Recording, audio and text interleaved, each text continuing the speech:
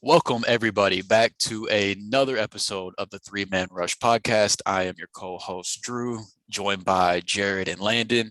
To those of you that have made the choice to join us for the next hour or so to discuss the NFL Conference Championship games, we appreciate you guys for hanging out with us. While you're here, if you wouldn't mind hitting the subscribe button, smashing the little bell that pops up to turn on notifications, and liking this video, we would really appreciate that.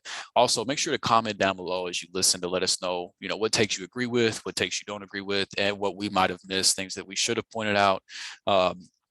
For the games and things like that. We love to continue the conversation with you guys in the comments after the video has been posted. So, the more interaction we can get in the comments, the better. Here on the Three Man Rush podcast, we upload 2 shows a week during the NFL regular season, and then 1 show a week during the NFL playoffs and the off season. We cover the NFL itself, fantasy football, DFS, the NFL draft, whatever comes with the NFL, as well as some MLB and some fantasy baseball, assuming we ever get baseball back. So today's show, though, we're going to be covering the NFL Conference Championship games. Last week, whenever we predicted the divisional round, we all managed to go 2-2 somehow, despite Jared, Landon, and I having different picks. This week, Landon and I have the same prediction for each game, while Jared disagrees with us on the NFC matchup, but we'll reveal our picks toward the end of the show, so stick around for that. But before we get into the conference championship games, I know there's a certain Colts fan down there that's probably dying to give his reaction to a particular AFC divisional game, since we have not gotten to get together since those, since the divisional round played out. So with that, I'm just going to throw it to our co-host Landon and let him have his moment in the sun. So Landon, take it away.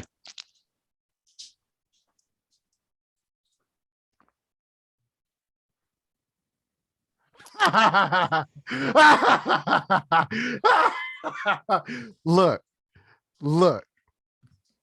I told y'all all season.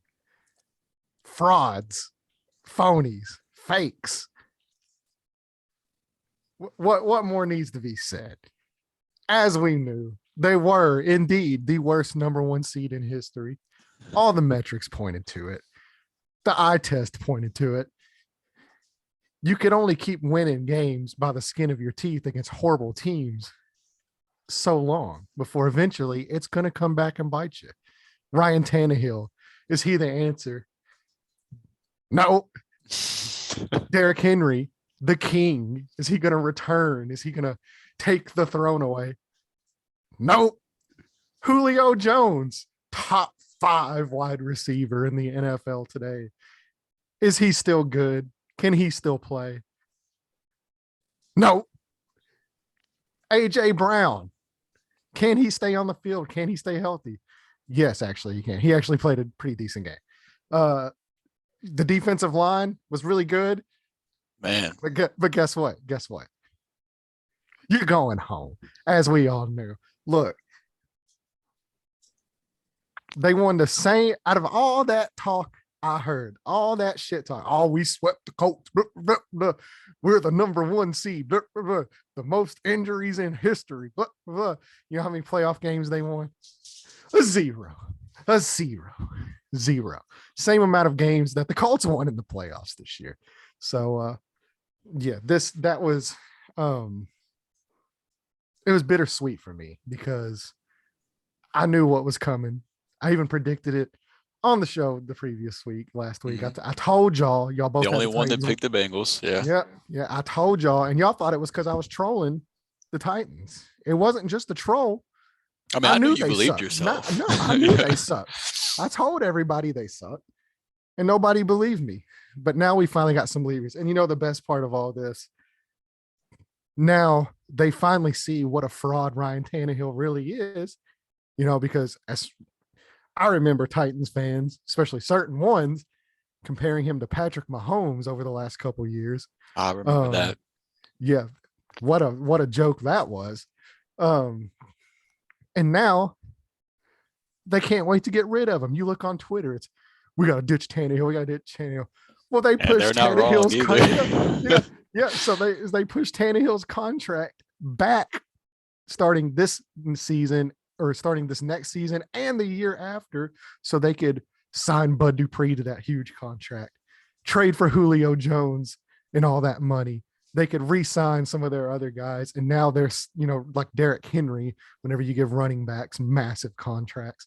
So now you have an injured running back who didn't show up, and you have a quarterback who, if they, for whatever reason, if it's even possible that they want to go that route, if they cut Ryan Tannehill, they have a dead cap of $57 million cap hit. Yeah, there's no way. 0% chance that they cut him with that type of dead cap. And no, I don't think anybody's going to trade for him. No, nobody's trading him. They have pretty much no choice but to. I mean, the teams always have a choice, but and see now, you got all these people coming off of, you got all these contracts that need to be signed now. Jeffrey Simmons got a contract coming up. Harold Landry, who was, their godsend savior at pass rush this year, free agent this year, probably going to command a pretty big contract due to his season. You got the both cornerbacks, free agents this season. Yeah, I think they let them walk. I don't think they're missing out on much there. Yeah. Well, I'm just saying, but there's pieces that need to be re-signed. Julio Jones wants another contract. He's due $15+ million to not play. So, I mean, can we just finally admit on the show that I called the Julio Jones trade? I told you it was a bad trade. I told everybody it was the same on that trade. And everybody thought it's because I was trolling the Titans. No, I won't concede that. Yeah. I'm not going to. But see that smile. Yep, that smile. I was right. If he could stay on, I mean, it all comes to him just not being able to stay healthy. But if he could stay on the field. Well, I mean, he was on the field this Saturday. What happened this last weekend? He was on the field. I didn't think he personally looked bad. Was Odell Beckham a bad player the entire time he was in Cleveland? His stats didn't look good, but was he a bad player? He was on Odell. I mean, it's not all on the quarterback. I mean, you can't put it all on one guy. You just sit there and talked about how big of a fraud Ryan Tannehill is, and now you're trying to say somehow that the blame's not. Well, it's on both of them. Both of them didn't produce whenever they needed to produce. I think something else that wide receivers only have so much control. Look. Regardless, I don't know why you're even still sticking up for the Titans. I'm sticking up for Julio. I don't give a damn about the Titans. I'm sticking up for Julio. Well, Julio plays for the Titans. So I want my alliance to be very clear. I don't give two shits about the Titans, but I love Julio, and I will continue to rock with him. Absolutely. Well, I'll go on a line and say this. The best quarterback in AFC South is probably Davis Mills.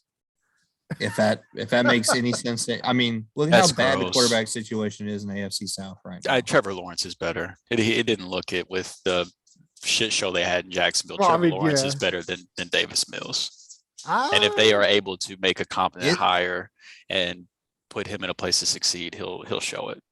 I thought Davis Mills looked pretty Davis Mills did look good. He looked a lot better than he should have, especially with the team that he had around him. Davis Mills looked great. Compared to expectations, I'm not arguing that, but I'm not going to get on here and say, well, yeah, this isn't an AFC South quarterback podcast. This is a playoff Titans podcast. Yeah, this is shit on the Titans podcast. And I just wanted to get that out there that whenever that field goal went through the uprights. Oh man, the stones on that kicker to turn to Burrow and say, "Well, I guess we're going to the championship" before he even kicks it. Holy! Jared got a hold of me. Drew got a hold of me, and you got a hold of everybody first though, because you were sweating bullets. I missed his call. Well, I was not sweating. I was not sweating bullets. You were already saying they're going to lose next week.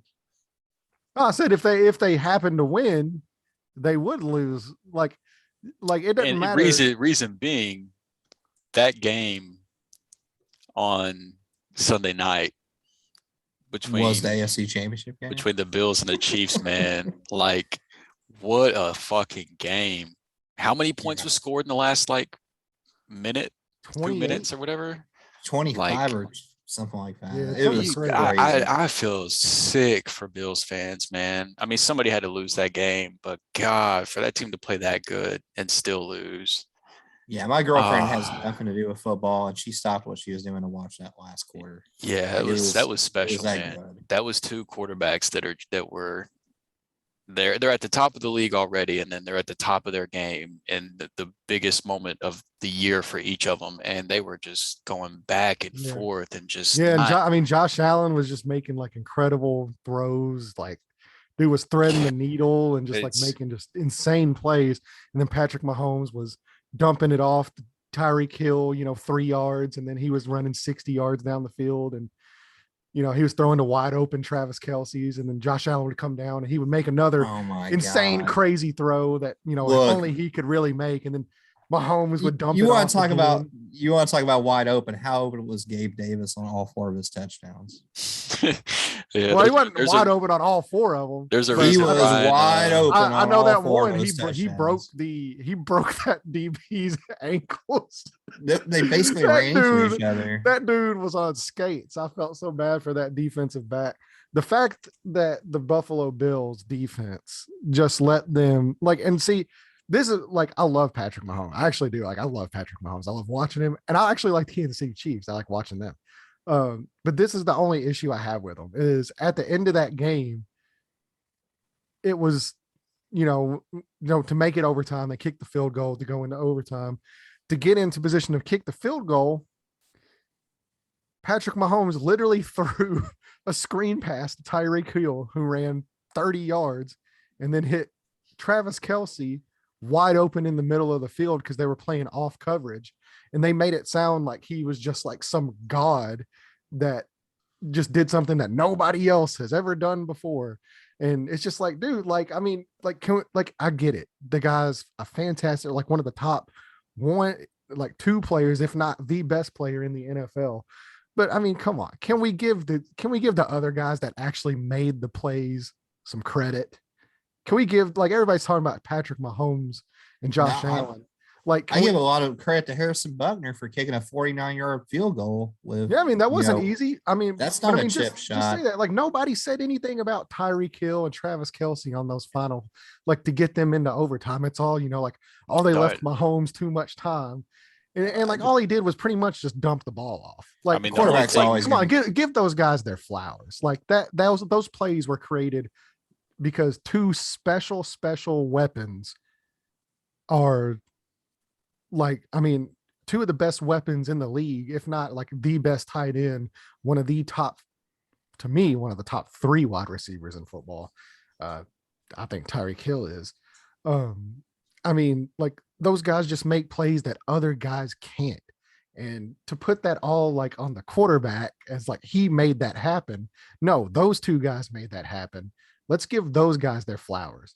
Maybe I'm looking somewhere y'all aren't, but like ever since like the day after the game, all I've heard about is how Travis Kelce called that route. Travis Kelce made that, which, I mean, he deserves credit for. Like, there was the audio to back it up and everything, but like, that's all I've read about or heard about since the game ended. So I feel like Kelsey's getting his credit.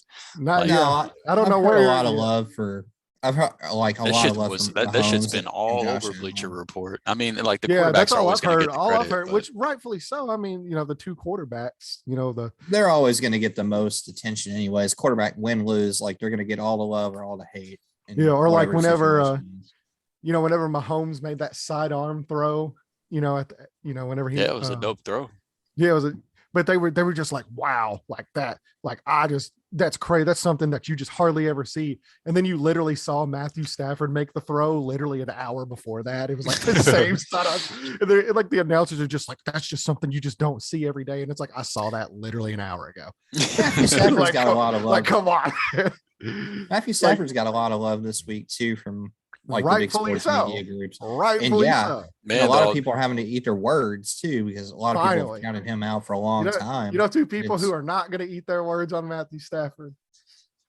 Me and Drew. Yeah, you're damn right about that one. Our love for Matthew Stafford is well documented. If you even do want to prior go back to the Rams trading for him, like this wasn't like, the Rams got him, he's good now. Like, I like Matthew Stafford now type of thing. Like, we've been, which obviously that didn't sway Landon any, but we've both been Matthew Stafford supporters for quite some time now, even, prior to this podcast being a thing. And it's awesome. I mean, all the talk before the playoff games kicked off was, who's under the most pressure, and every single person you saw on TV, Matt Stafford. I mean, I get, like, he never won a playoff game before. He was brought here to win playoff games. Yep. You were here to make the play. And he made the play. If you didn't watch that game on Sunday afternoon, man, he made the play. And Sean McVay needs to give him all sorts of hugs. And Cam Akers needs to give him all sorts of hugs because they tried to fumble and play not to lose that game to Tom death. Brady. Tom Brady. Man, this that very first fumble, as soon as Akers fumbled right before halftime, right whenever they could have punched the ball in, dude. And speaking of, I've been the only one that has brought this up. Was that the last Tom Brady game? I brought that up. Y'all both agreed that I gave it like a basically 0% chance. And I'm just saying, even before the game kicked off, I read something about, there's whispers that this could be Brady's last game. And I was like, Jared and Landon said that shit. I didn't believe it for a second. Yeah. The moment that ESPN documentary came out, I'm like, the moment the moment you start releasing documentaries mid-season. And it's crazy because the documentary was part of what made me feel like there's no way, because in the documentary he said it's still possible he doesn't. But I'm just like, it's funny because the documentaries helped draw y'all to the conclusion that he's probably done. And then I watched the documentary, and that's part of what took me to the other side, because in the documentary he discusses that stuff, and he's like, whenever I feel like I can't produce at a high level anymore, whenever I feel like I'm losing a step, that's whenever I'll step away. And the dude's like arguably the MVP of the league. Like, Rodgers will probably win it, but Brady has an argument. He'll probably finish second in the voting in MVP. Yeah. And so it's just like, hearing him say that, I was like, oh, there's no way. And then lo and behold, all weekend, that's been the story. I told you, man, it's all nice and good to say that stuff, but whenever you got, two sons and a daughter and a wife that are like, okay, like, when supporting your career for many years. Yeah, like when's it our turn? Like you're 45 years old, your kids are almost teenagers, and when's it their turn? And I've heard whispers of that for the last couple years with like Giselle about wanting him, like pushing for him to like retire, and talking about how they hate watching him get hit on the field. And I mean, not to mention, man, something that I didn't even take into consideration that, it becomes more obvious once the team season is over and people start to talk about it is, there were a lot of players that were on 1-year deals just to try to run it back. Mm-hmm. And I mean, there's a decent chance they're losing their offensive coordinator, and there might be even other coaches from that staff getting plugged. So, I mean, coaching wise, Chris Godwin, same thing. Yeah. Coaching wise and player wise, that team could look a lot different next year too, so that might factor into the decision as well. I don't see God, even if he's still at the team, I don't see him playing until the end. He's gonna. Right. He'll miss some time for sure. Nah, he won't be the end of the season. I don't think it'll be that long. You're probably looking at the end of October, maybe. Yeah, he'll miss a couple games. ACL's not the death sentence. The fact that we have now running backs coming out, 5 months after Achilles. It's just crazy. It's just crazy. And they're getting the ball 20 plus times. Too. Yeah, his third game back. He's the workhorse. Sony Michel was looking good too. So Cam Akers really just brings a whole different level of explosiveness, man. Like physicality. I mean, he's just so. I think he injured another DB this week. So. And he's better in the passing game too. Like it's the game script isn't as predictable whenever Cam Akers is on the field as compared to Sony. So that's another factor too, I think. But that game scared the absolute shit out of me. I was having a meltdown. It's actually my fault. My wife would argue with you on that, because she grew up playing sports. She got softball scholarships to go to college, stuff like that. So she knows, even though she's not a huge football fan, she knows about sports superstition. And she was gone the entire part of their game where the Rams were just completely dominating them. And I'm not kidding. As soon as she walked in the door is whenever the tide started to turn. Yeah. It wasn't the first Cam Akers fumble, but in the second, she got home in the second half as Tampa was starting to put points on the board, and she saw what was happening. And she just went and sat in our bedroom and didn't come back out. Emily does that too. She heard me screaming at the TV whenever Stafford hit cut for that bomb. She heard me screaming at the TV, fucking clock it. And she comes out to look at what happened and sees the score still the same and goes right back in the bedroom. And then she doesn't come back out of the bedroom until they kick the game-winning field goal and win the game. She was like, I think I was like the reason that they were going to lose that game. So it was kind of funny. Well, it was also partly on me because I had sent a message to a buddy whenever they got up, I think the last time they scored the touchdown to get up, that huge lead. Yeah. And I said, I said, I wonder if Tom Brady's going to release a documentary about this ass whooping. Oh, yeah. You put that in our group chat too. Yeah. I put that in the group chat too. And then literally the moment I said that, like the next time, like Cam Akers fumbled, and I was just like, I was like, here we fucking go. I knew it as soon as I got that big lead. And I was like, I just had to say something about Tom Brady. Because now every break is going to go his way. Whenever he got headbutted and busted lip, crying, and he doesn't get the call, and then he gets penalized for complaining to the ref about it. And the camera zoomed in on Brady, obviously, and you could just see that look in his eye. And I was like, man, if the ball somehow breaks his way somehow, he's not gonna let it slip. He's gonna take. Well, the ball will break his way. He's gonna catch opportunities somehow, and it's just it's not gonna be like the first half where he was getting the ball and they weren't doing nothing with it. He's gonna make something happen. Yeah, I'll say this, and I don't mean this as a slight at all. This is not slight. He is by far, without a doubt, the luckiest football player that has ever played the game of football. Yeah, I don't think you can win as many games as he's had and not have luck to go with it. Well, it's too much of a game of inches. Everything that needs to happen. I think sometimes teams rabble at the fact that he's on the other sideline. I think that has a lot. I'm sure that's part of it, because they look over there and they see Tom Brady and they're like, "Shit, I've got to do more. I've got to do more." That's part of what they get in their own head. That's part of what annoyed me for part of that game is I felt like the Rams were just playing not to lose as opposed to playing to win. They were moving the ball. Granted, until they had no choice but to try to play to win. But the fumbles didn't help obviously either, and then the botched snap, those turnovers obviously killed him as well. But in the playoffs against teams this good, you can't let the foot off the gas. Well, Jalen Ramsey, getting beat. How often does that happen? That literally has not happened this year. That has not happened. You're maybe talking about 1 to 2 times a year you even see that, and it was just Mike Evans is really good though. He had the best game against Ramsey than I think anybody has over the last 2 years. Yeah, and I just feel like Evans is a guy that doesn't get enough credit either. I feel like whenever you talk about the better receivers in the league, he gets overlooked and he just keeps pumping out those 1,000-yard seasons like it's nobody's business.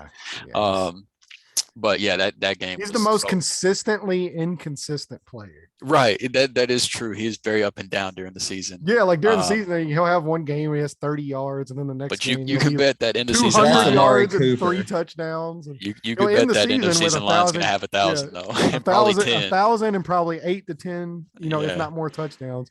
But all 1,000 yards and 10 touchdowns will come in 6 games. There's only one game we haven't talked about at all, though, and I think it might have some of the most interesting storylines of any of them. I don't even want to talk about it. What the hell is going on? Well, the Green Bay Packers did it again. And by did it again, I mean they didn't win again. Man, I thought they were a lock for the offense. The Super Bowl the offense choked, man. You have to put this one out, on Aaron Rodgers. I mean, is it just him? No. Because the weapons are lacking. He had offensive linemen were hurt. And Green Bay special teams coordinator should have been fired. He shouldn't even got to go to the locker room after the game. Yeah. You can go. Your time here is done.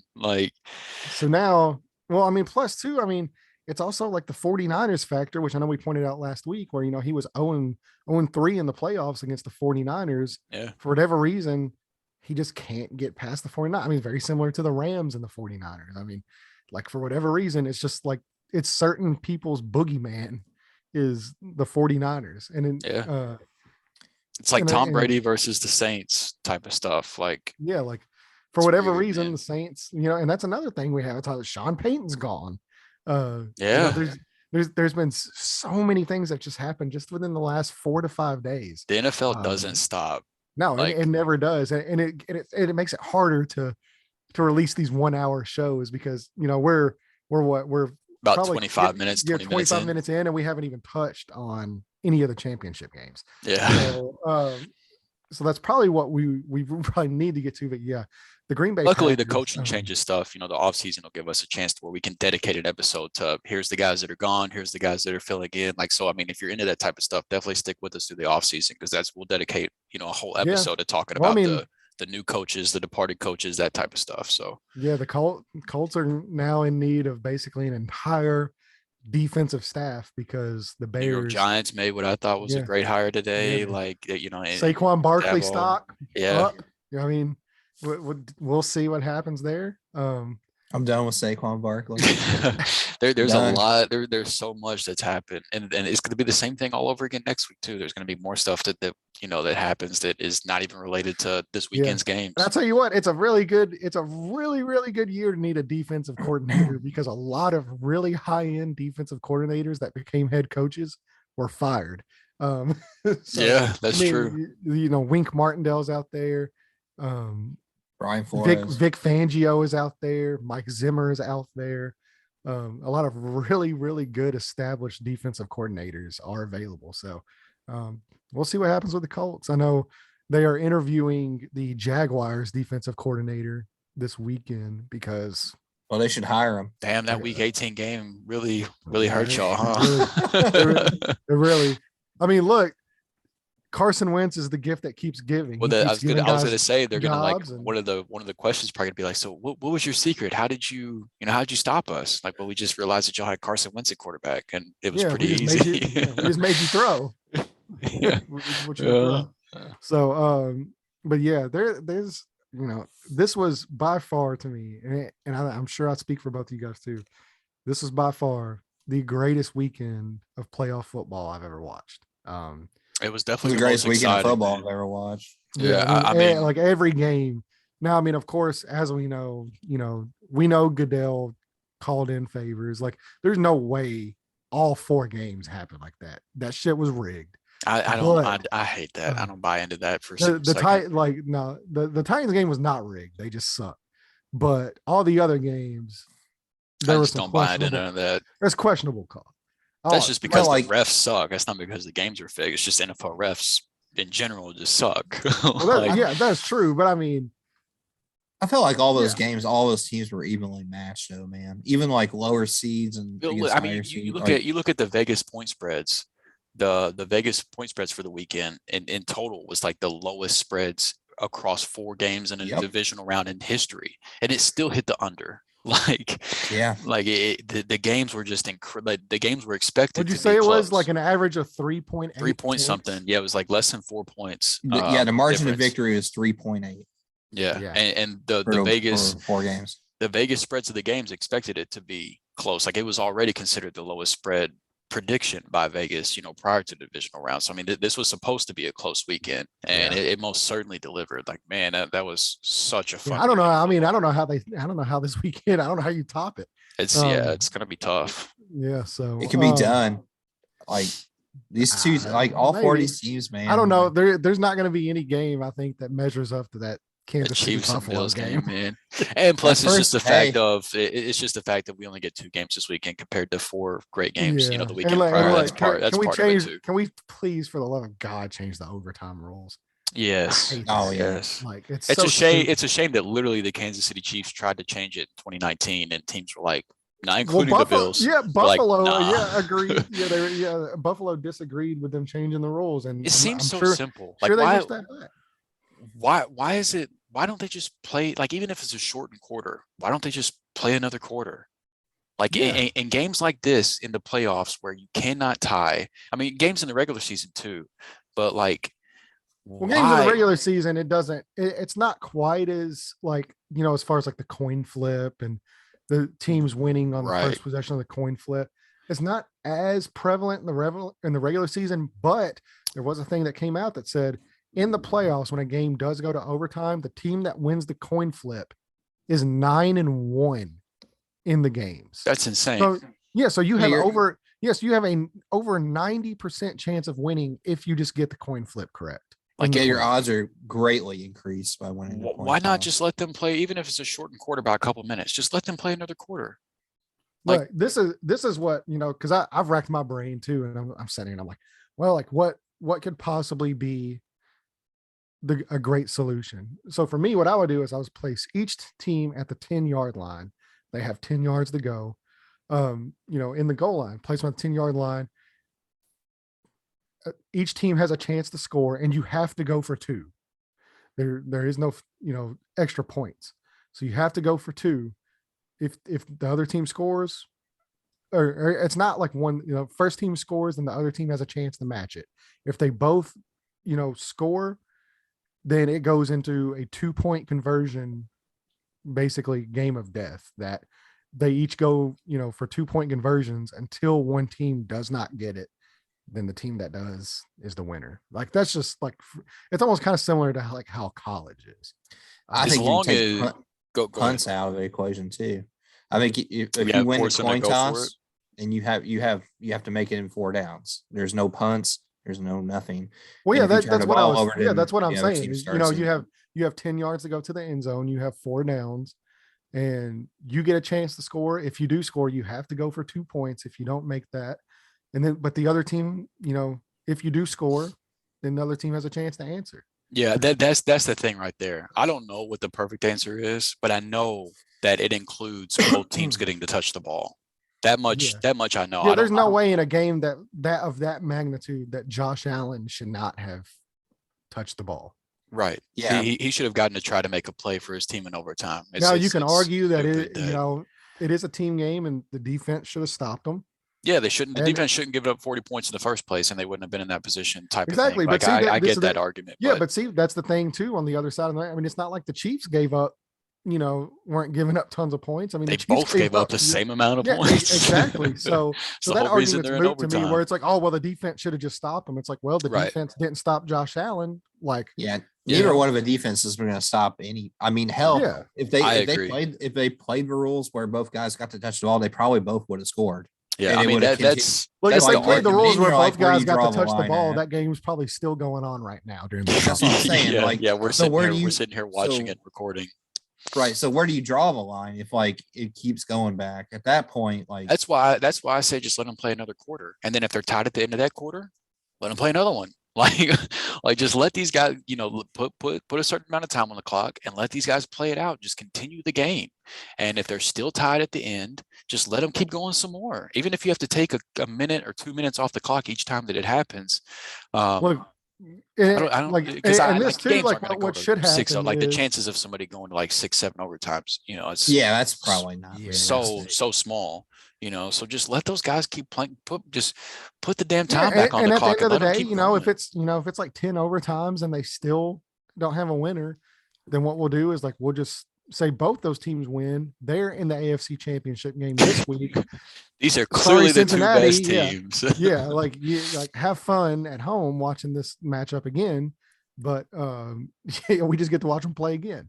Right. So yeah, and it was extra hurtful to me because I had the Bills in the Super Bowl, and Oh, that's right. Yeah. yeah, like and like I felt justified that like I you were felt like close. I felt like I was getting screwed along with the You city of Buffalo. had the Uh, Michael Jordan, and I took that personally meme. Yeah, well, like Josh Allen too. Like he was on some Michael Jordan shit. Yeah. Like the guy was just ridiculous, and Yeah, he was incredible. yeah, for him not to get a chance to touch the ball and to answer, it's just because at the end of the game, here's another point, and then we'll move on to the title games. But both defenses at the end of a game when you're going into overtime, and I think why it is so prevalent in the playoffs where teams are like 9-1 when they win the coin flip, Right.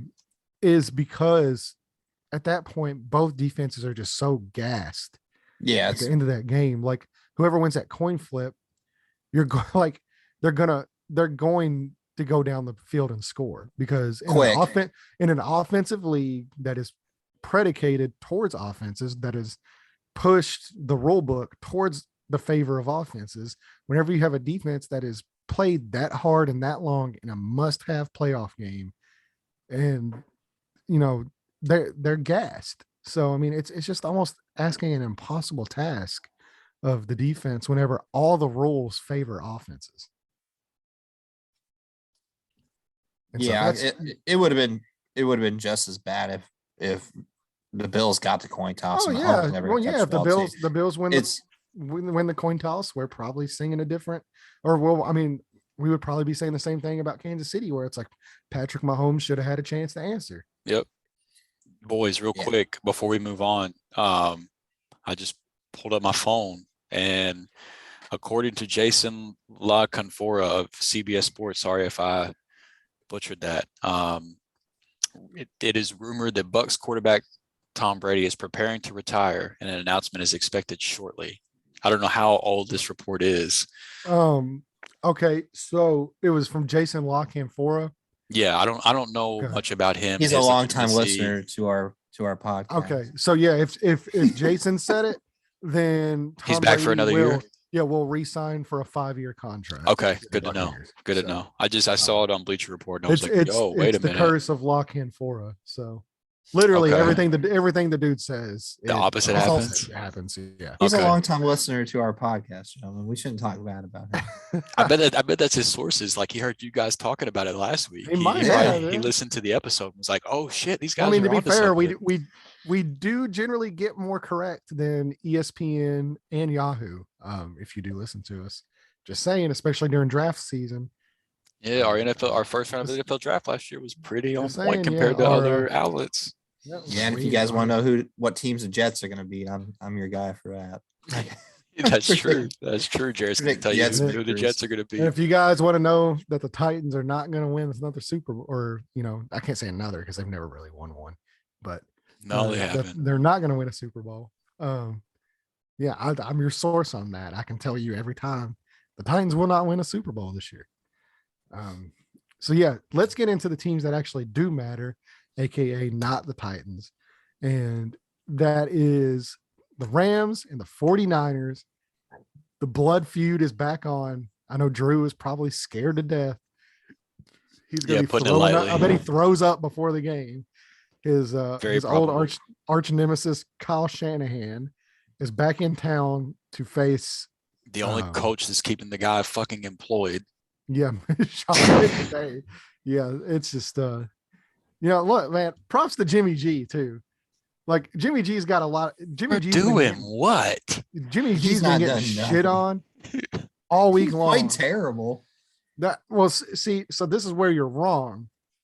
He didn't really play terrible.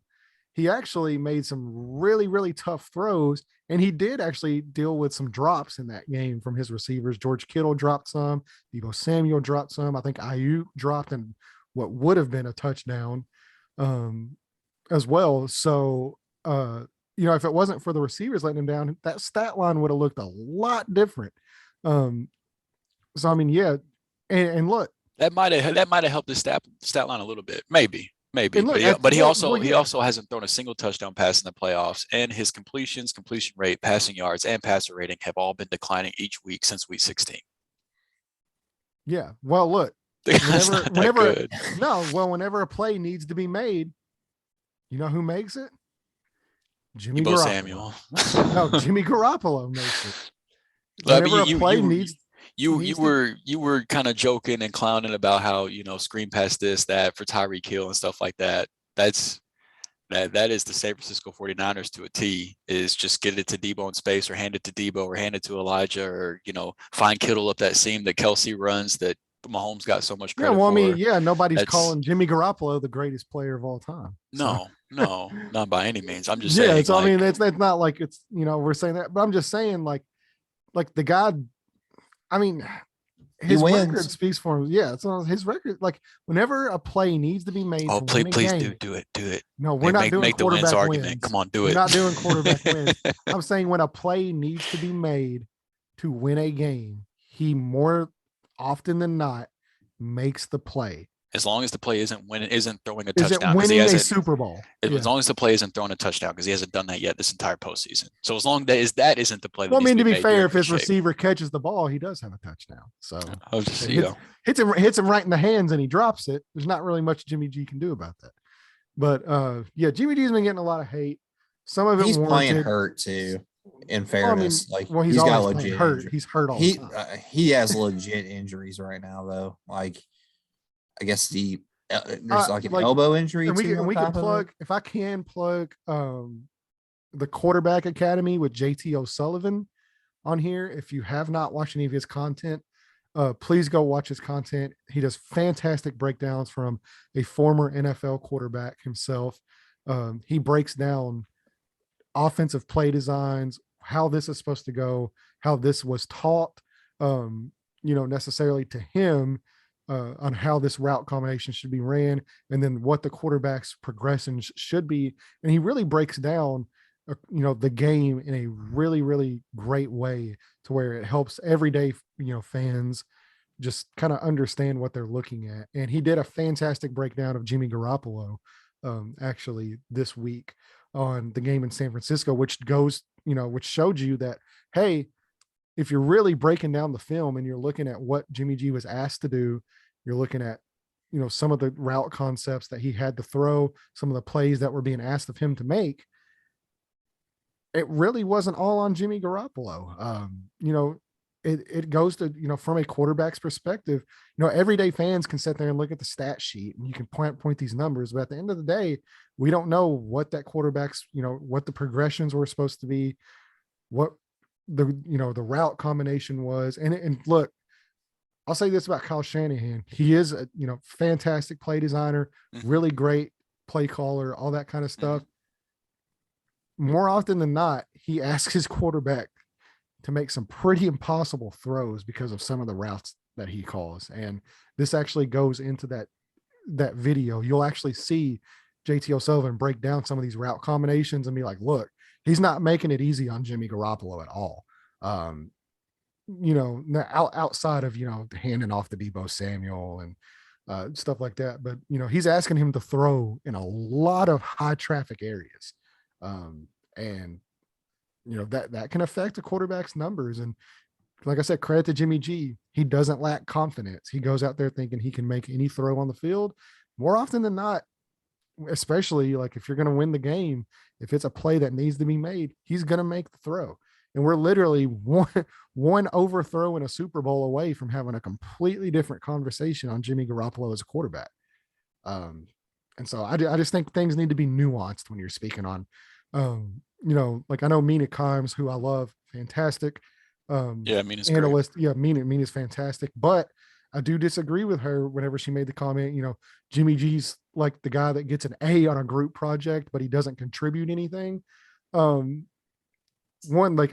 see why people can come to that conclusion, but one, I think it's extremely disrespectful towards the work that he puts in as a quarterback. And like I said, whenever you have other quarterbacks that know how to break down this film, which I'm not saying she doesn't. I mean, she's extremely smart. She's, way smarter than most people out there. But, whenever you have people that actually look at the film and can say like, hey, he's asked to throw here, here, here in his progressions. This guy's covered, this guy's bunched together. And he's been asked to place this in a specific spot that's almost damn near impossible to make. And he goes out there and he does his best to make that throw. I just think that Kyle Shanahan, for whatever reason, he kind of gets in his own way a little too much. He gets a little too cute with some of his stuff that he does, instead of just making the easy play for your players. But hey, there's a reason why he is coached in multiple Super Bowls, and he's one game away from coaching another. And I'm sitting here on the internet talking to 15 people. So yeah, I just want to get that out of the way. Is, Jimmy G deserves some credit. He doesn't deserve all the hate. He doesn't deserve all the hate he gets. And he most certainly does contribute a lot more than what people actually realize to make that team run. Because there's a reason why when Jimmy Garoppolo isn't on the field, the San Francisco 49ers have a really, really bad record. And whenever he is on the field, they win a lot of games. The year that Jimmy Garoppolo wasn't on the field, there was also a lot of other players not on the field. Even this year, they were the years. most injured team in the league the year that he missed the majority of the year. They also had Nick Mullins at quarterback. That stat. Well, it's not even the whole Nick Mullins thing. Well, they were the most even the games that Trey year. Lance played this year. I mean, they were 1-1 in the 2 games that he missed, and the one loss was against Arizona whenever they were in the middle of being the best team in the NFL. Yeah, man. Yeah, they were tough. So anyway, I just think that stat's a little skewed. That's all I'm saying. Well, I mean, every Um, stat's skewed. You can skew any stat. yeah, Fit any you can argument. make numbers look any way you wanted Exactly. to. But as far as this game goes, honestly, I think it's pretty simple, man.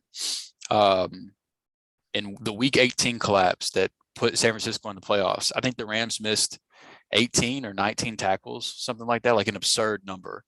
Just simply, Which they were Debo getting. Samuel does do. Yeah, he is known for that. It's not just the Rams he does it to. It's everybody. No, but not to that extreme.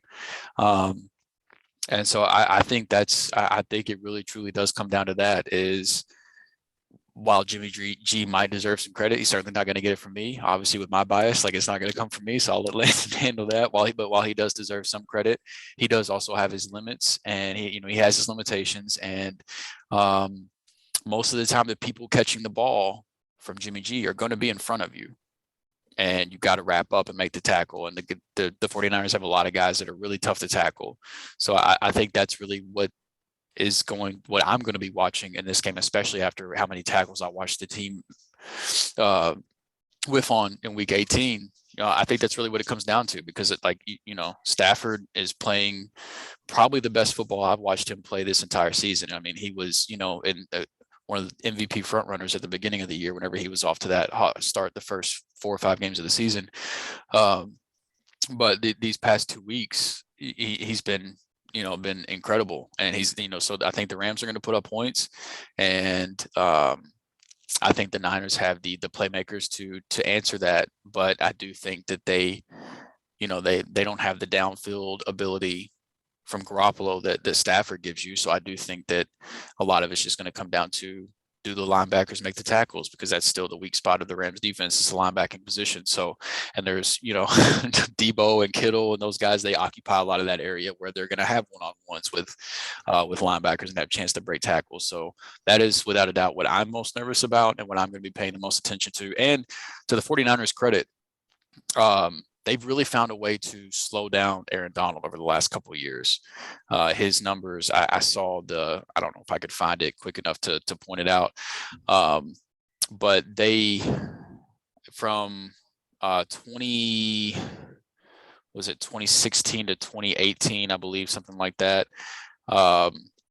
He had a ton of sacks. I mean, had racked up a lot of great stats that, Aaron Donald seems to do. And for the last couple of years, they've really held Donald in check. And I think that's another big part of this, that, if I'm betting on anything, I'm going to bet on Aaron Donald. But his numbers certainly against the 49ers specifically over the past couple of years compared to the couple of years prior to that aren't as, as you would expect Donald's numbers to be. So, I mean, that's a credit to the 49ers being able to, and they've got a solid offensive line. So, but they, now the Rams have Von Miller at full strength as well. But it's one of those things where the Rams have a great pass rush, but the 49ers, are going to try to limit that as much as they can by just running the shit out of the ball, I would imagine. So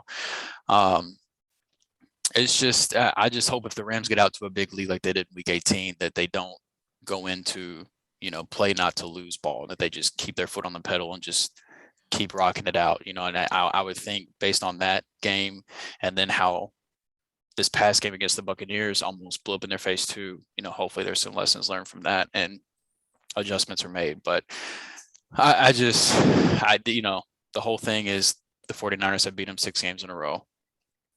That's the storyline. So yeah, I'm nervous, to say the least. The Niners are a great team.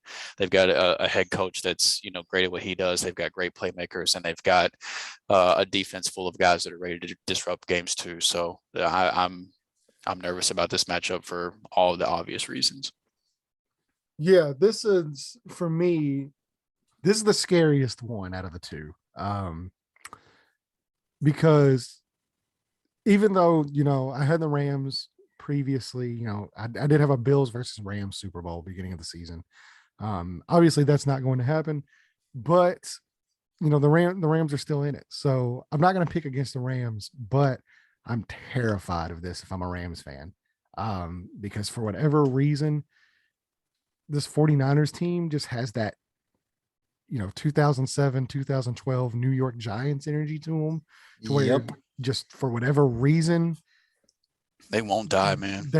Like things just happen and they just capitalize and they make plays. They have a great defensive line.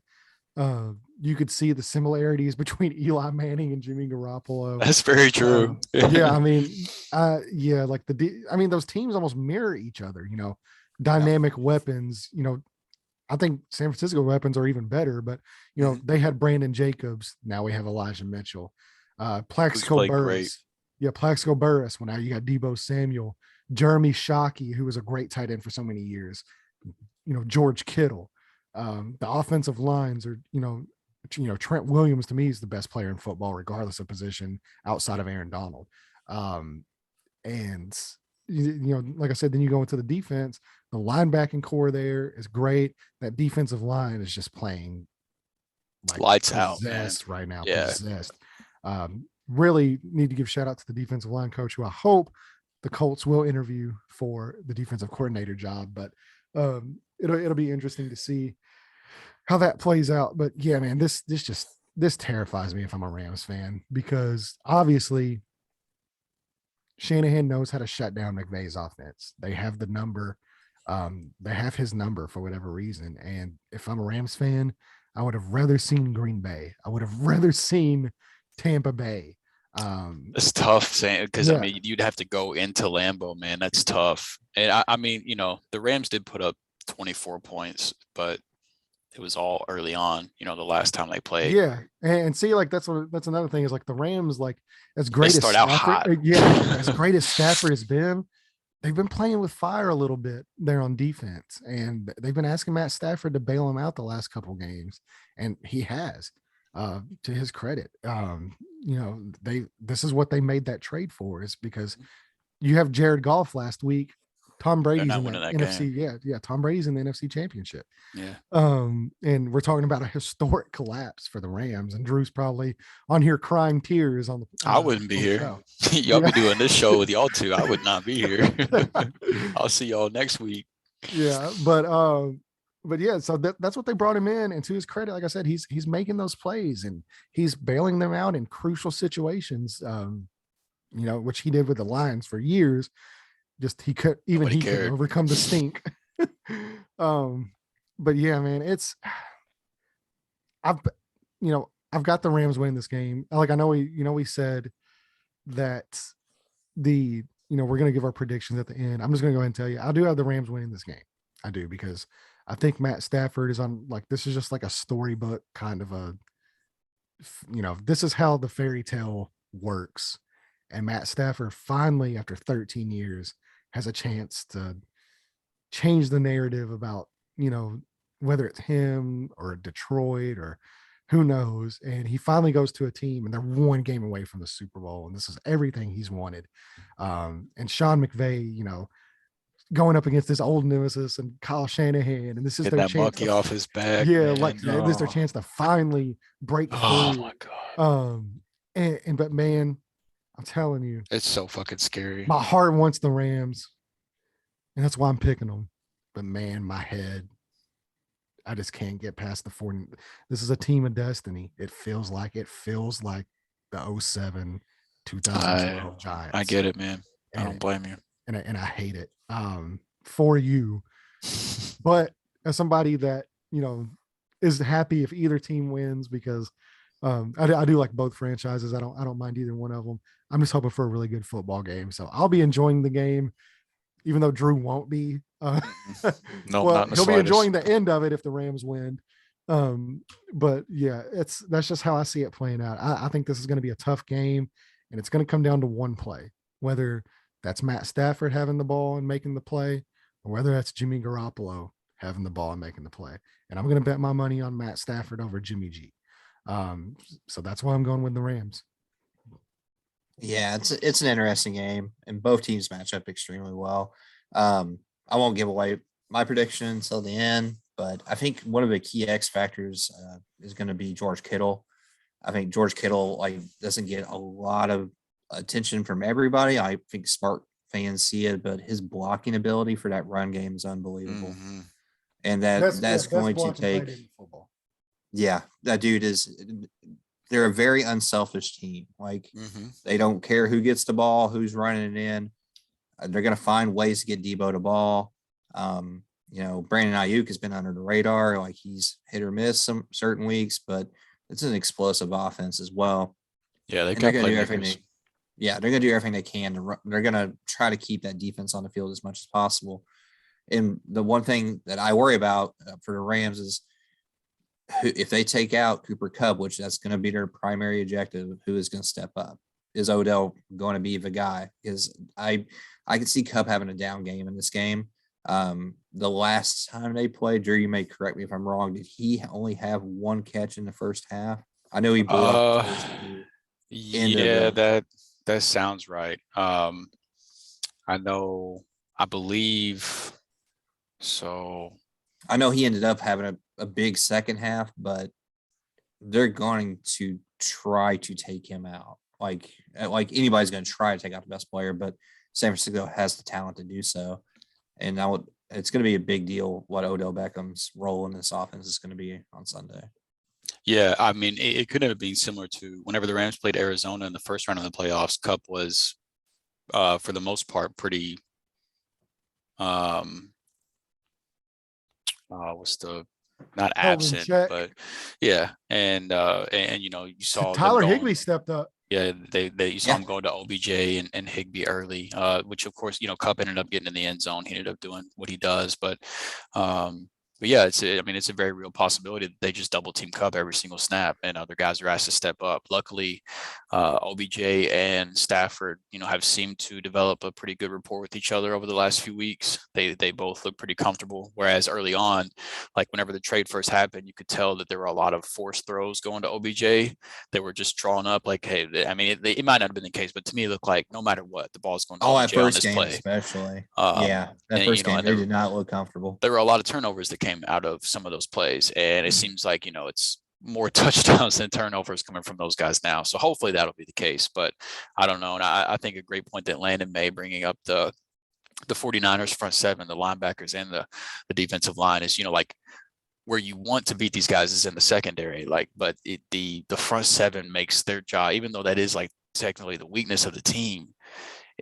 The front seven makes their life so much easier with how much havoc they cause and, how much trouble that they give quarterbacks and everything like that and offensive linemen. And so, it's tough, man.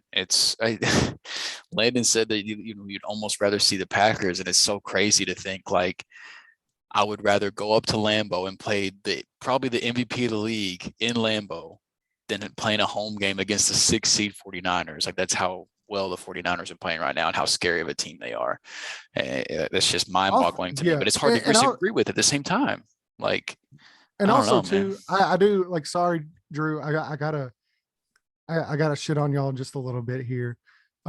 Rams fans, whenever your head coach is coming out and saying how disappointed he is that you're selling a lot of your tickets to 49ers fans, that's a bad look. Whenever your head coach is, I've got nothing for that.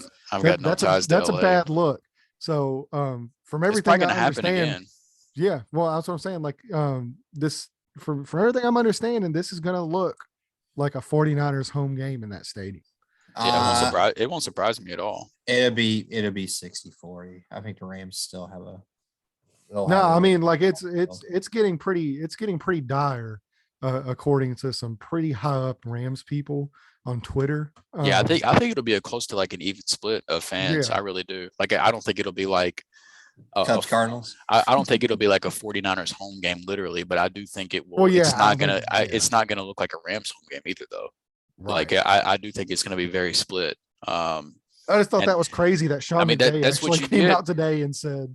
That's what you get whenever you have a franchise to 49ers fans. You have a franchise that's been in there in California for how long, and then you've got a franchise that's, been back in LA. That's a rich franchise too. San Francisco is a very rich franchise with a lot of heritage and everything. So. Yeah. So fans are gonna travel. One of the absolute San Francisco fans. San Francisco fans always travel well. And they don't even got to travel that far this weekend. So they're definitely going to show up. Like, well, look, whenever parking is $500 at the stadium, it's You got to have some money to be able to go. I looked at it today, and on man. SeatGeek, it was like $650 just to get into the stadium, like in terms of the seat, and then another $600 to park. Oh my God. What's the Super Bowl tickets look like then? God, Is there's that the no same telling, I know venue? a few man. years ago. So I know whenever the Colts played the Saints, I looked into Super Bowl tickets. That was Going. an 09. Yeah. It'd be That was higher 09. now. So yeah, they'd be way higher. Just to give you some perspective, though, I looked into Super Bowl tickets for the Colts and Saints. Me and some buddies were actually kind of planning on going to New Orleans down there to go to it. In hindsight, glad I didn't go. Even though I couldn't have went even if I wanted to, because a normal average seat at the Super Bowl in 2009 that we looked up, it was on Ticketmaster, I believe. It was $23,000. So right now, on SeatGeek, this is just on SeatGeek. Right now, the cheapest ticket just to get in the door is $7,700 to sit at the very tippity top.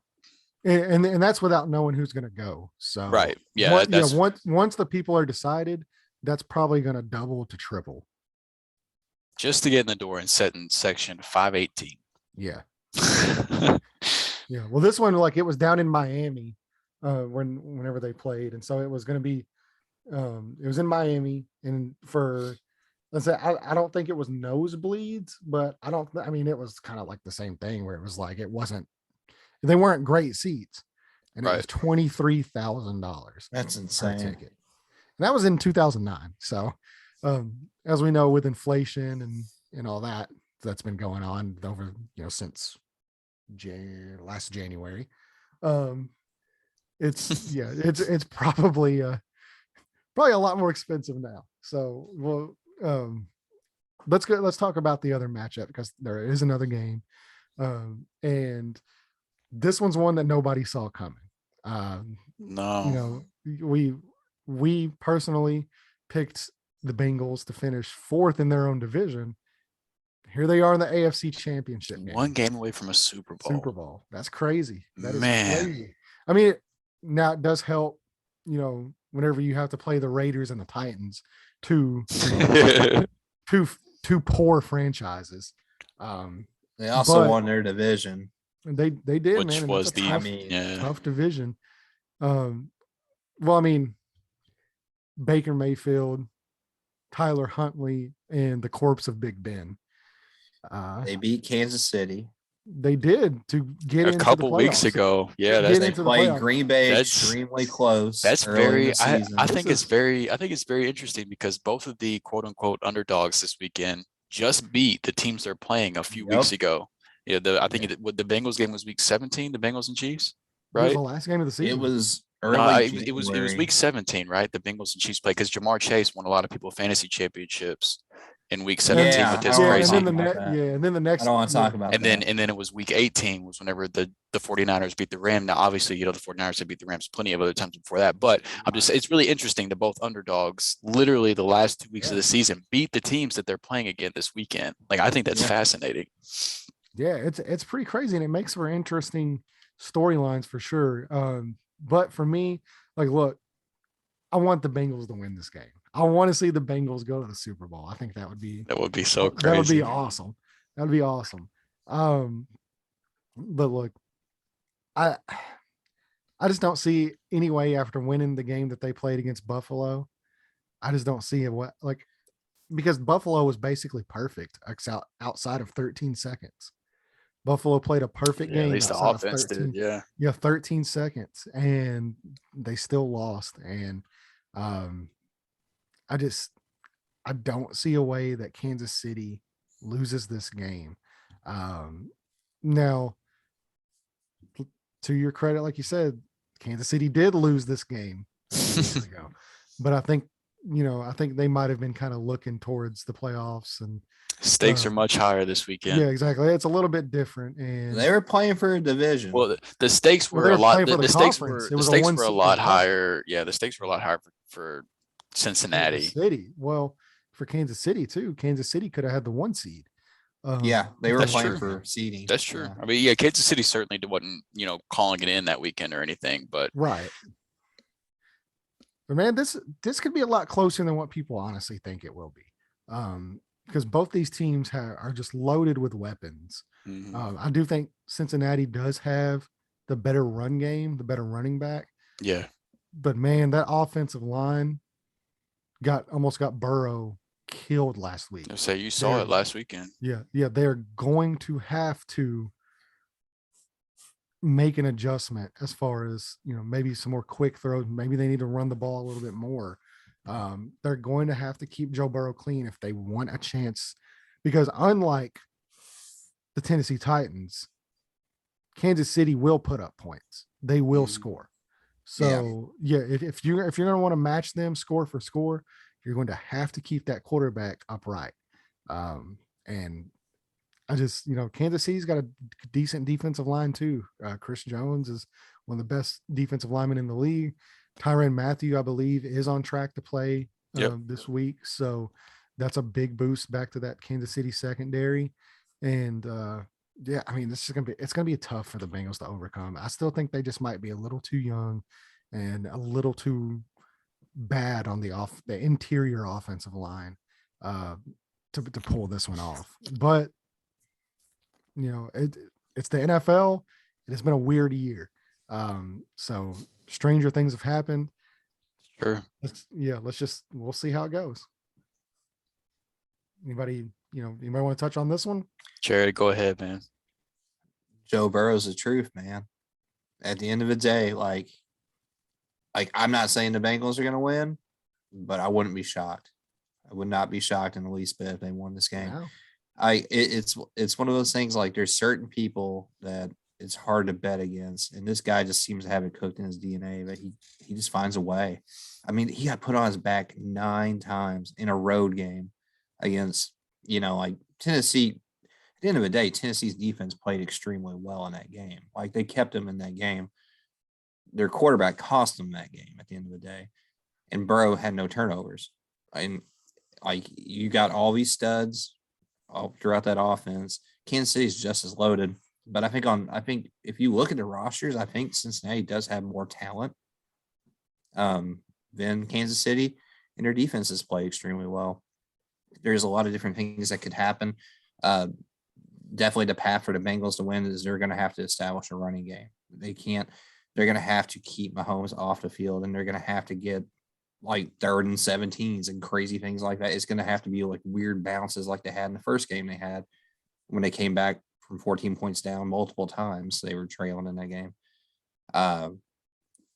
For Kansas City, it's all about their quarterback. And yeah, I know like he gets a lot of love, but man, like if you're punting the ball, Mahomes is going to tear them up. It's going to be a long day if they're 3 and out. Yeah. And like I'm not saying that's what's going to happen. But I think people could be shocked by the end of this game, but I'm not picking Cincinnati. I think what you just said is kind of the key. Like the Bengals have only scored 3 touchdowns in their 2 playoff games up to this point, and their field goal kicker has kicked 8 field goals, and that's just not going to be good enough to beat Kansas City. No. It's not. I mean, this is what, like their 4th straight AFC Championship game. Like this is just what they do. This is 4 straight home AFC Championship. This is what this team does. They're experienced. They have the camaraderie. This is the same team. Some moving pieces, but for the most part, this is the same team, just doing it. And like Landon said, I think the Bengals might be just a little ahead of their time, but it should make the front office and the fans feel great about what they are, because they've got. Oh yeah, if you're a Bengals fan and you're looking at the AFC, you're looking at like, hey, if we get this kid, if we get Joe Burrow an offensive line, they're a legitimate sky's contender. the limit. Yeah, absolutely. They are a Super Bowl contender, and they're obviously one right now because they're one. Just average, just an average offensive line. You're a contender. Yep. Improve the offensive line a little bit, add a couple more pieces to the defense. They're right there as one of the best teams in the AFC. And I mean, they're 1 win away from the Super Bowl. Not even just the AFC. I mean, you're talking about the whole NFL. Yeah, absolutely. They're one of the best teams in that. I would say if they have an average offensive line and maybe another, linebacker / corner, like you said, a couple pieces on defense there, you're probably looking at one of the top 5 rosters in the NFL. Mm-hmm. And they're so young. Like that's the scary part of it. If they can keep these pieces together, they're going to be around for a while. They're going to be like Kansas City. Like that's exactly like the way they're built. Yeah, everybody's been talking about, Josh Allen and Patrick Mahomes are going to shut this is the next Brady and Manning type of, like I've been seeing that all over the place. You can't forget about Joe Burrow, man. You can't. And you got Justin Herbert. That's there. You got Lamar Jackson. Yeah, I mean, the AFC is loaded. Tough, man. It's going to be good for a long time. You got Carson Wentz. And then imagine Aaron Rodgers goes to like the Steelers or the Broncos or something. Tom Brady retires and the NFC becomes even more easy. Like that's whenever we were talking about whenever we were talking about the Packers game, we didn't even talk about the whole Rodgers factor, because that's a whole another saga in itself. But like, there's so many moving parts right now. So many. I'm done with Aaron Rodgers. That dude he cannot get it done in the playoffs. And it's just unbelievable. It's unbelievable. San Francisco didn't even score an offensive touchdown in that game. No, solid special teams. And they lost. Like he just cannot he can't get past himself. And then he did himself no favors. A lot of those playoff games. Yeah, look, man, like the defense let him down a lot. I was going to say, man, you can't just say not this year. Not this year. You can't say like he can't get it done. Well, yeah, not this year, but you're saying he can't get it done in the playoffs in general. And more often than not, he has gotten it done in the playoffs. He's been let down on the other side of the ball. Yeah. Before this year, his defense was giving up on average 40 points per game in the playoffs. His defense gave up 6 points. Yeah. So you're talking about this one game, but you said the blanket statement, he can't get it done in the playoffs. That is a false statement. He had home field advantage. Okay, he's going to win MVP. One game. This is and they scored game. 10 points. Oh, this one, without a doubt, is a huge letdown. Yeah, like I don't have a problem with you saying like he shit the bed this year. He didn't get it done this year. But to say that the dude just can't get it done in the play, like I'm done with him. He can't get it done in the playoffs. He can't. Come on. He has. When? What more do you? He won one Super Bowl. Yeah. Quarterback wins. Here we go. It is pretty insane though. All the years the Packers have had Favre and Rodgers, and they've got 2 Super Bowls out of it. That's wild. Yeah. Like it's not on the quarterback, but it's just crazy to have that level of success. That's what I'm saying. Like the dude's defense gave up, like on average in the playoffs in his career, outside of this one game, on average they give up 40 points per game. Yeah, that's absurd. And you're gonna put that and say Aaron Rodgers can't get it done in the playoffs. Come on. I proved my point. They put up 10 points on the offense. One game. So you're taking one game out of 17 years of a career. As an example. He's been in the league that long already? 2005. That's crazy. I didn't realize it had been that long. 2008 was his first year starting. So he got one Super Bowl because the defense did ball out that year. Well, Dan Marino didn't get any Super Bowls and how many times was Dan Marino the 1 seed in his conference? Brad Johnson did. So Joe Flacco. Joe Flacco. Which he did. I'm just saying. Joe Flacco catch fire gets it done in the playoff. Yeah, I'm just saying there's certain players like, it is weird. This is the thing though, man. Like we're measuring quarterbacks. Like Tom Brady has skewed the way that we think of quarterbacks as successful. Because any other quarterback playing in multiple Super Bowls that has won 1, Peyton Manning won 2, Eli Manning won, Big Ben won 2, Phillip Rivers never even got to a Super Bowl. These are all-time great players at their position. And there's just one guy that won 7, and that's who we measure every other player against. No, it's not just that. So I mean, like he's got 1 Super Bowl. That's 1 more Super Bowl than a lot of other great Matt Stafford. And to say, like, to make the blanket statement of, well, he just can't get it done in the playoffs. How many times has he thrown 4 touchdowns, 5 touchdowns in a playoff game and lost? And that you're putting that on Aaron Rodgers? I don't He know can't about. get I it don't know done. about. I know. Like you're just making a point. I don't know about 5, but I'm sure there's been plenty of games where he's thrown 3 touchdowns and lost. I'm sure Yeah, there's I been plenty mean, of those.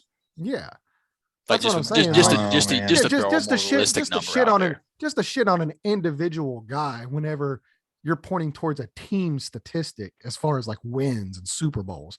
That's a team thing. Mhm. That's not one guy. Do you want to put this one game at Aaron Rodgers? I have no issue with that.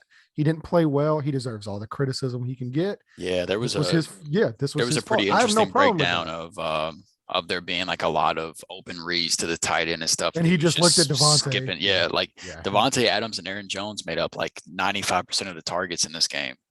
You Yeah. know, I think and I only like one target. I think only one target didn't go to Yeah, Lazard was targeted one time. Lazard had one target. yeah, this one was especially This with was on how him. I have like no problem saying this is on him. they This was on he's Aaron Rodgers. I he's agree. probably going to win MVP. They were getting healthy, and they weren't. The team wasn't even as good. You know, like they were missing pieces in the regular season while they were winning all these games. They were getting healthy coming into the playoffs. They had a home game, and it was funny.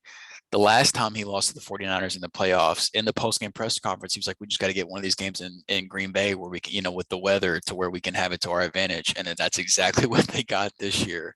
And then I sure think enough, it didn't even matter. I'm more mad because I picked them in the Super Bowl, man. You That's what did. I picked them Yeah. to win the damn thing. You did. Like You that's picked the them to reason win the why whole I'm thing. so.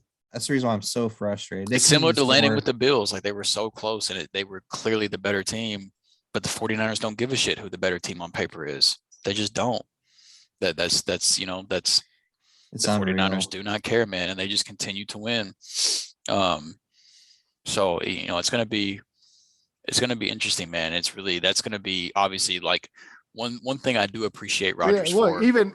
even last year, going back to the Tampa Bay Bucks and Packers game that they lost last year. Oh yeah, Aaron Rodgers, 350 yards, 3 touchdowns, 1 interception. Tom Brady, 3 touchdowns, 3 interceptions, under 300 yards.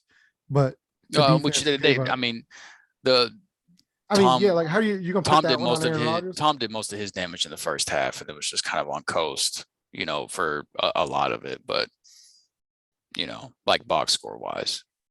Yeah, but I'm just saying, like Aaron But Rodgers. that one wasn't on Rodgers either. That one was on the terrible ass secondary of Green Bay outside of Jair Alexander. No, that one was on Kevin King. Yeah, Kevin King just specifically Kevin King. Yeah, Kevin King specifically lost that game. So yeah, I think it's unfair. Like that's what I'm saying. Like we judge It's not unfair. It is unfair to say unfair. he can't get it done in the playoffs. It is unfair. How many home NFC championship games have they played in the last 3 Okay. years? And so are you talking about Aaron Rodgers by himself, or are you talking about the Green Bay Packers as a team? I'm talking about the Packers. Okay. So the Packers not get it done in the playoffs. I mean, they have to score, Correct. right? They still have to score points. Okay. Now do game. do they score? Not enough because they lose. Well, then maybe you shouldn't give up 40 points a game. Maybe you should score 41. Like that's the point. I mean, like I'm trying to make he can't win big games. Man. That's all I'm saying. Jesus Christ. Maybe you should score 41. That's the standard we hold him to. You have to score 40 plus points a game to win a game. It's your fault if you don't. Your defense doesn't matter. There's 52 other guys on the roster. They don't matter. It's on you. Well, come on, dude. I'm being serious here. Like he comes up short in every big game. What more? Like, what do you want from him? Do you want him to throw 7 touchdowns a game? Yeah, if that's what it takes. If that's what it takes. Yeah. Oh, I do think this is Matthew Stafford just beat Tom Brady. I do think it's interesting. Rodgers is 11-9 as a starter in the postseason. Of those 9 losses, 4 of them were in overtime, and 3 of them the Packers didn't get to touch the ball. I think that's pretty interesting. Because but Aaron Rodgers doesn't get it done. Just because of the overtime discussion we've already had. So if he should have never went to overtime. Should have never went to overtime next year. If he goes, Aaron Rodgers should have played cornerback and stopped. He gets home field advantage next year. Let's say he goes to Denver. Okay, so he goes to Denver. They get home field advantage, and they lose again. Does he? Like at that point, does he play like he did this year, or does he play like he has in previous years, where he averages 3 to 4 touchdown passes and they lose because the defense gives up, I don't know, 40 points? Come on, man. Like Like this. So This is the ultimate. Football is the ultimate team game. We just had this Rodgers, conversation about Matt Stafford. Matt Stafford's been wasting away in Detroit. His first year on a different team, he's one game away from the Super Bowl. So does Matt Stafford not get it done in the playoffs, or do the Lions just fucking suck? The damning thing for Rodgers, I think, that is stuck in people's minds is he's 4-2 in the wild card and 5-3 in the divisional before that. So 5-4 but now. It's the last 3 years of the NFC Championship. The NFC Championship, he's 1-4, and he won the first one. He went to whenever they beat the Bears, and then went on to win the Super Bowl. Since then, he's been 0-3. They lost to Seattle in a game where Seattle trailed 19-7 with 5 minutes left before a crazy comeback. They lost to Atlanta 44-21. The year Atlanta, that was the Russell Wilson 5 interception game, if I'm not mistaken. And then they lost to Tampa in the one that we're all familiar with last year. So I mean, 44-21 against Atlanta.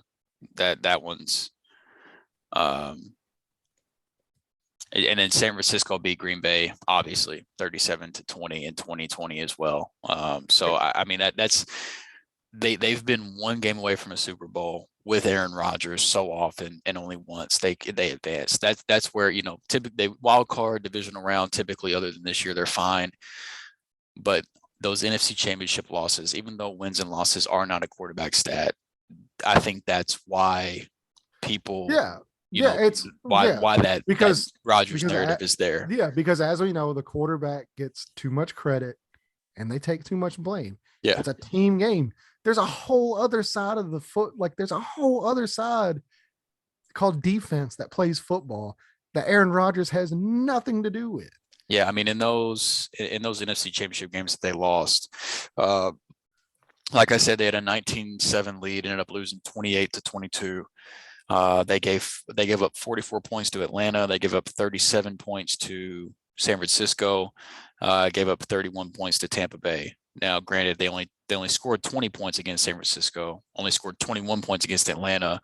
So it's, I mean, those games weren't typically even close. But so there were a couple games that were close, and they just didn't get it done. And there were a couple games where the offense didn't really put up, as much of a fight either. So it's kind of split, but it's definitely not. It's not all on Rodgers by any means. Well, it's never all on one player. My last point. Do you remember Jim Kelly playing in 4 Super Bowls in a row? 4 Super Bowls. Or do you remember him losing 4 Super Bowls in a row? I remember his kicker losing Super Bowl.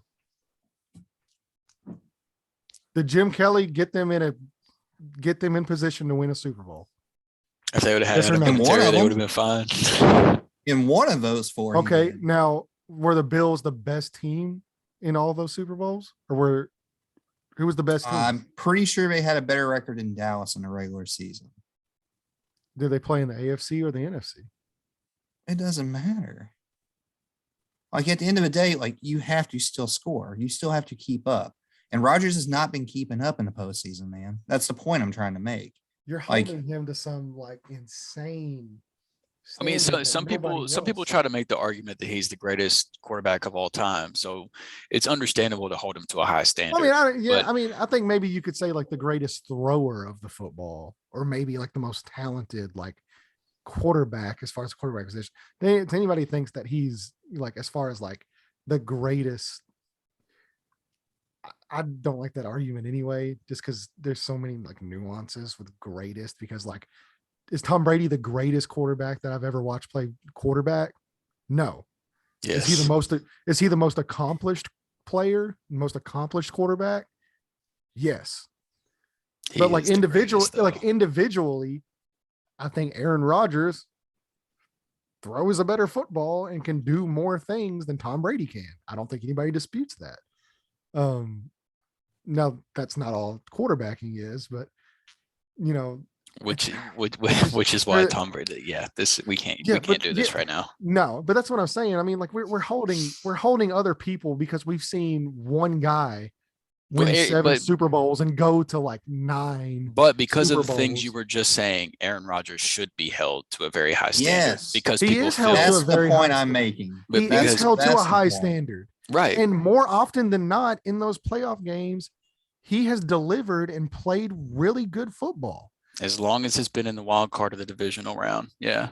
Not in the NFC Championship. Right? Well, I mean, I think last year in the one. NFC Championship game, he played well against Tampa. He did not so much in the first half. He did good playing catch up in the second half, but yeah, I mean, they got back into that game. Yeah. And then Kevin King gave it away. It did. I mean, what do you want to play cornerback too? You want him to be out there playing linebacker?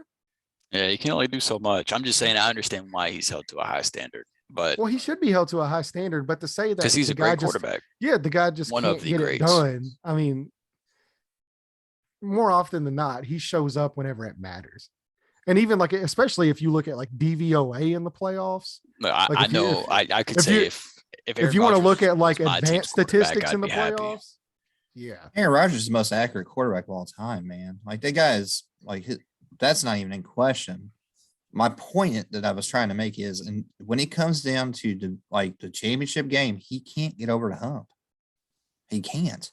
And it doesn't matter if the defense balls out, like he can't outscore the other guy if it comes down to it. They had no offensive touchdowns this week. None.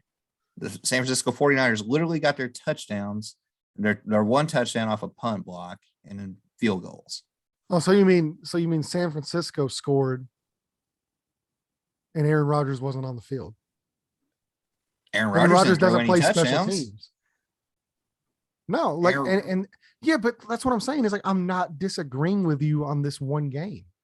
I'm not disagreeing. I'm agreeing. In the previous year, his numbers look better at the end of the game because they trailed so much, man. Like, I do think that has something. And like, I agree with it wasn't like the defense played well, bad. No, they got back into that game. They were leading before Kevin King gave up that touchdown.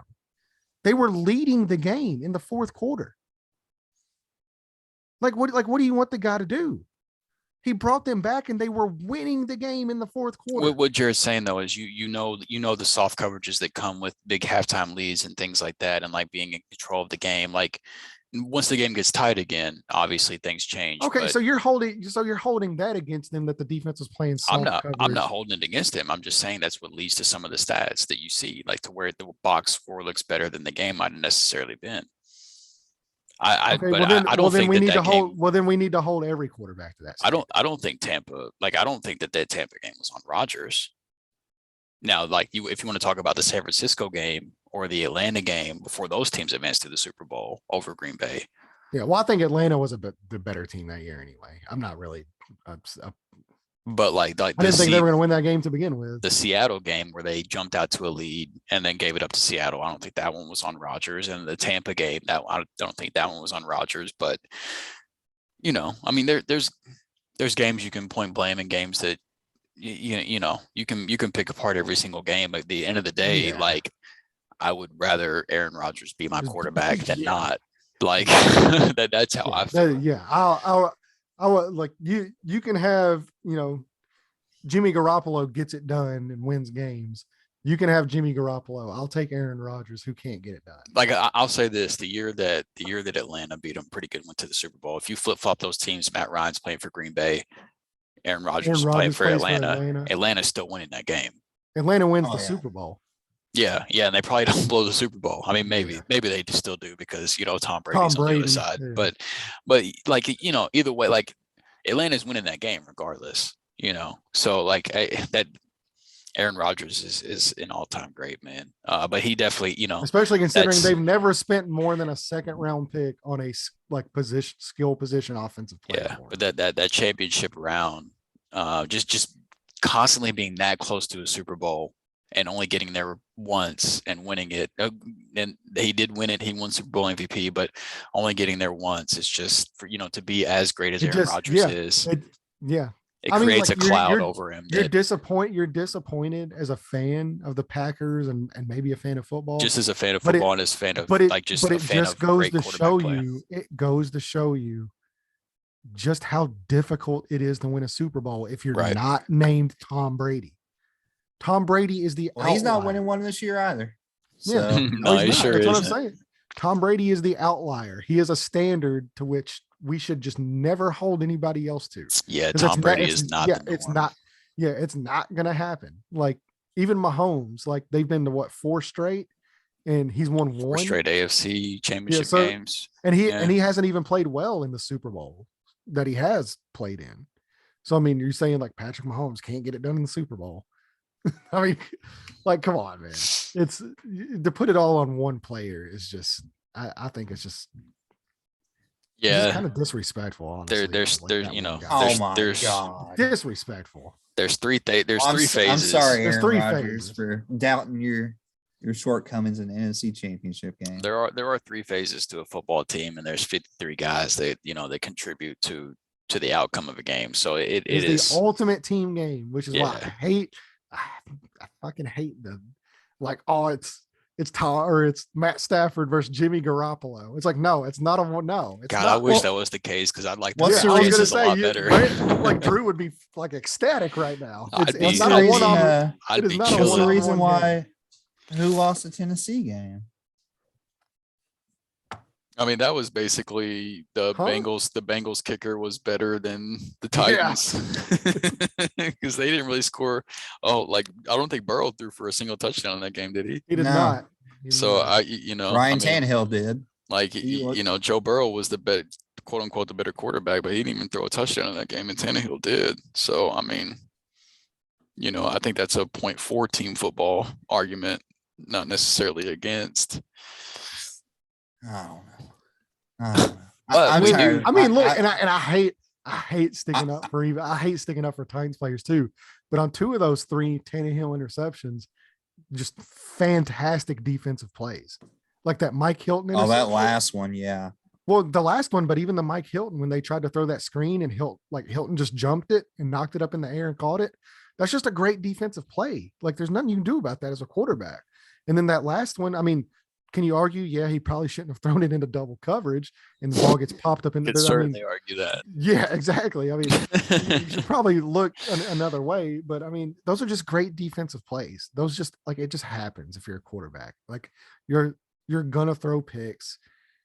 It's a game of inches this time of year, man. It's you're not playing bad teams anymore. It's nothing but good teams, and it's one mistake can cost you an entire game. They're gonna make plays. You're gonna make plays. It's gonna come down to a coin flip. It's gonna come down to a coin flip.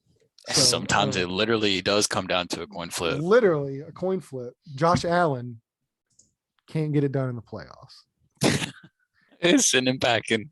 He threw 9 touchdowns in two games. Oh no! Didn't get past the divisional Allen, round. Man. The guy that used to not even be able to complete like 50% of his passes is out here just carving up defenses and still. That guy looks like an alien. God, that makes no sense thinking about where Josh Allen was a few years ago, man, to being where he is now. He's definitely an outlier, and he's going to talk a lot of teams into taking bad quarterbacks because they think they can develop them like that. It's going to be fascinating. If you're going to take one of those bad quarterbacks, you better go hire the the Bills quarterback coach, because I don't know what that guy's doing, but holy shit. He will more than likely be the offensive coordinator for the New York Giants. Yeah, I could see what that. I've seen, so I could see that.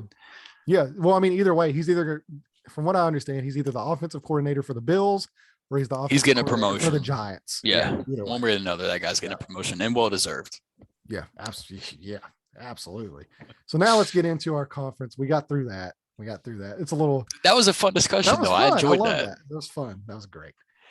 Always good content for sure. So we've kind of spoiled our picks for the most part, but we can still go through them anyway. Yeah, we can go for through fun. them. So yeah, just for fun. So let's get through this. My boys are out. Go ahead, Landon. So now it looks like I do have the Chiefs winning this game. As much as I want the Bengals, my heart wants the Bengals. My head says the Chiefs. Where it's exactly the opposite on the other end, where my heart says the Rams. I want the Rams to win because I love Matt Stafford. My head's saying the 49ers, but I'm going with my heart. So on the other side, I'm going with my head. The other side, I'm going with my heart. They're going to collide. And that's going to equal Chiefs and Rams in the Super Bowl. Yeah, this one's fun for me if it comes to fruition, because this was actually my preseason Super Bowl prediction was the Chiefs and the Rams. So naturally, I've got it lined up to where that's a possibility, and I'm sure as hell not going to pick against the Rams. So I've got them in the Super Bowl. I've got them beating the 49ers. I had them as the 2 seed in the preseason, though. They came in as the 4 seed. would have been the 2 seed if they wouldn't have blown that game against the 49ers in the regular season. They would have made me look really smart. But nevertheless, they're here, NFC Championship, road game against the 49ers at home. And but I've got them advancing. I've got McVay getting that Shanahan monkey off his back, and I got them going to the Super Bowl to play in the Kansas City Chiefs. And if this does happen, and this game is anything like that Monday Night Football game that the Chiefs and Rams played back whenever the Rams still had Jared Goff, but now they have Matthew Stafford, this is going to be one fun Super Bowl.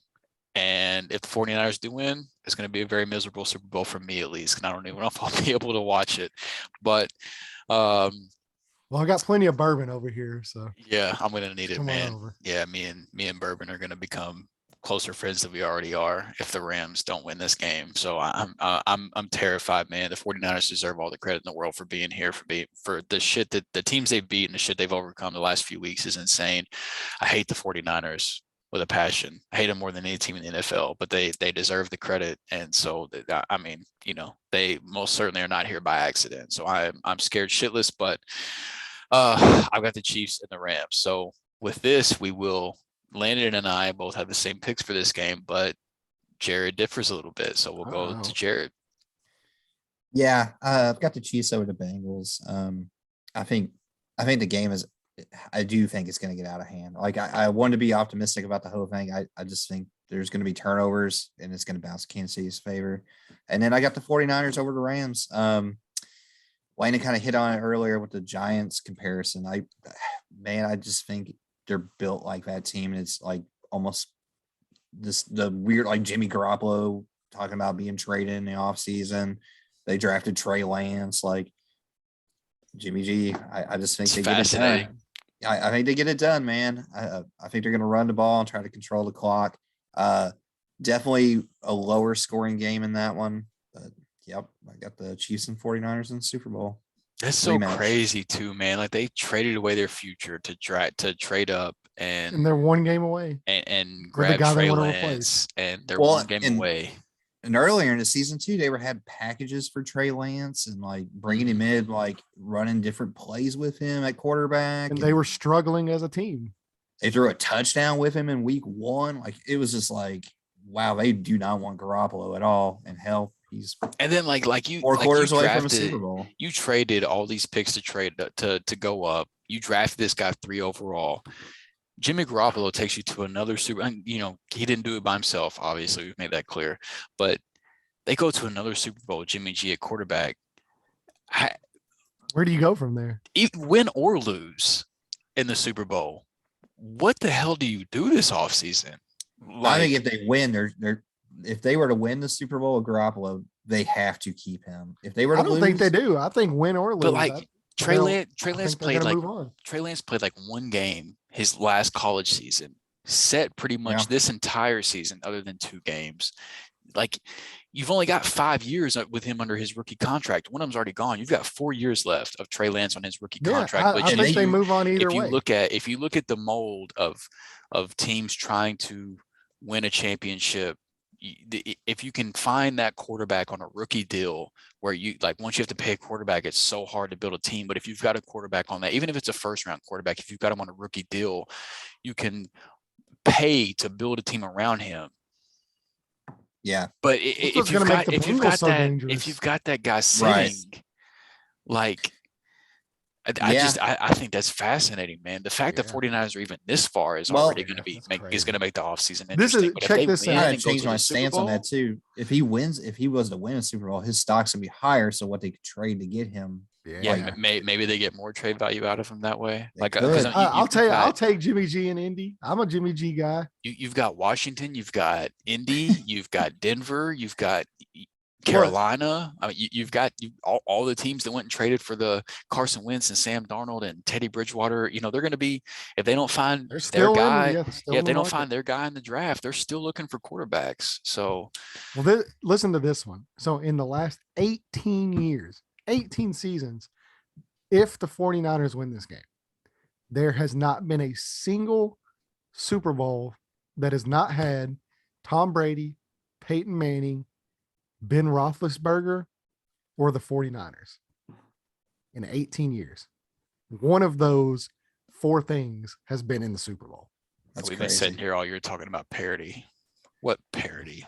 Yeah, Fuck. There's no parity. Maybe in the NFC, but Oh man, that's crazy. That's a crazy stat. I really That's hope the wild, Rams man. don't let that be a thing.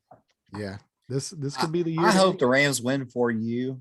Like that was another reason why I'm like, maybe I'll jinx the Niners so I pick them or something because I'm rooting for your boys just so you have a good. I actually like all 4. couple Like I weeks. like all 4 of these teams. I love all So, 4 of these teams. Yeah, man. so I mean, I'm cool with whatever Super Bowl happens, but of course, for Drew, I will root for the Rams to win.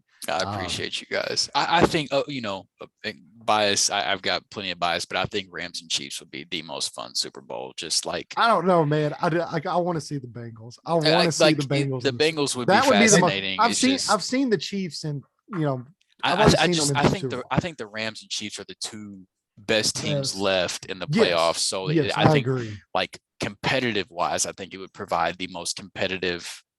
It might not be the man, most there's just something about like the Bengals and the 49ers. Like I said, it's just like that. That would be a rematch too. Yeah, from like 85, I think. Boomer Esiason and Joe Montana. Both times the Bengals have played in the Super Bowl, they played against the 49ers. Yeah. And Jerry Rice, Steve Joe Young. Montana. Yeah. Or they had, was it the Bengals? No, it was the Chargers that played the 49ers and the Steve Young. Yeah, in that one. Yeah. The Bengals have been to the Super Bowl twice.